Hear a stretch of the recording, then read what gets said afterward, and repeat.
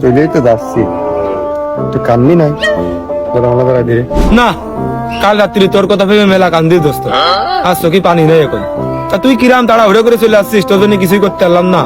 বল তারা হুড়ো করেন নাকি?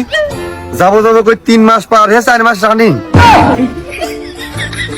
সে যাই হোক বন্ধু, ওই তোর জন্য তো কিছুই করতে পারলাম না। তা ওই তোর সাথে আমি ঢাকা পর্যন্ত যেতাম, এয়ারপোর্ট পর্যন্ত যেতাম, কিন্তু তো ওই তোর ভাবি মানে ওই ও হচ্ছে যে বাড়িতে রাখবা কইতে করছে যে যাওয়ার দরকার নেই, চলে তো যাবে না। তা ওই দেখ তোর জন্যই আমি এক প্যাকেট বিড়ি নিয়ে আইছি। এই বিড়িটা তুই সাথে করে নিয়ে যাও, দেশে পাবিন কি পাবিন না নে, আর পাবিনি অবশ্যই, কিন্তু স্বাদ লাগবে না মুখি। এই খাওয়ার ফাঁকে ফাঁকে এই টারটা খাবি আর ওই দেশের টারটা খাবি, তাহলে ওই দেশের স্বাদ বুঝে যাবি নি। নিয়ে যা সাথে করে দুই সাইডে মডিফাই করে দিতে পারলি না। ওগো তুমি আমার ছুঁয়ে যাও না, আমি তোমার ছাড়া এক রাতে থাকতে পারবো না, বিশ্বাস করো।